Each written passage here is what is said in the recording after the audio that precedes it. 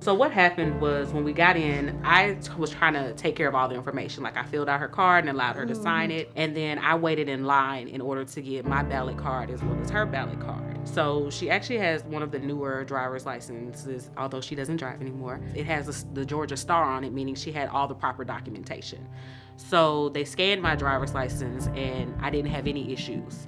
However, when they went to scan her driver's license, nothing was coming up. I said, what Jessica's doing up there? I said, because when I come, I just bring what I'm supposed to bring. And the young lady scanned it about 5 times. Then she attempted to do a manual search. She did it by her first as well as her middle name. She also did it by her maiden name, and nothing came up. Statewide, nothing came up either.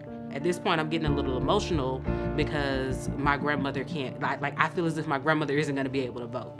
I've been voting there since 1968.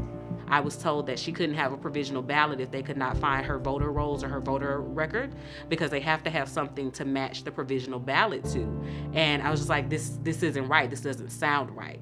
So that's when the poll watcher approached me and he said, hey, I want you to call this number. This is for voter protection. So we stepped outside and I left her inside. Didn't know what was going on until she came and told me. The agent that was on the phone stated she wanted me to go back inside and ask for a provisional ballot once again. So I did. And there was a little hesitation. It was just like, we don't know if this is right or whatever, but they still gave us the provisional ballot. While my parents worked, I spent a lot of time with my grandma. So through the years, I've gone to this polling place with her and voted with her. When I was there, I'm just like, oh, we'll be in and out. It'll be a breeze, 15, 20 minutes top.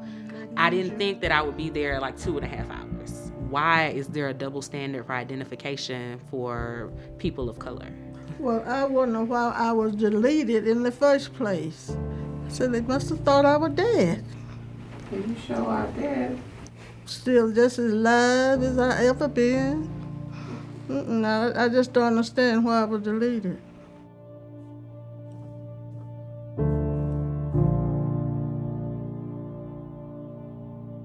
This was the 50th anniversary of her voting in this community, and there's a possibility that her vote didn't count. There's been a lot of change over the years, but nevertheless, she and a few others have been staples in this community.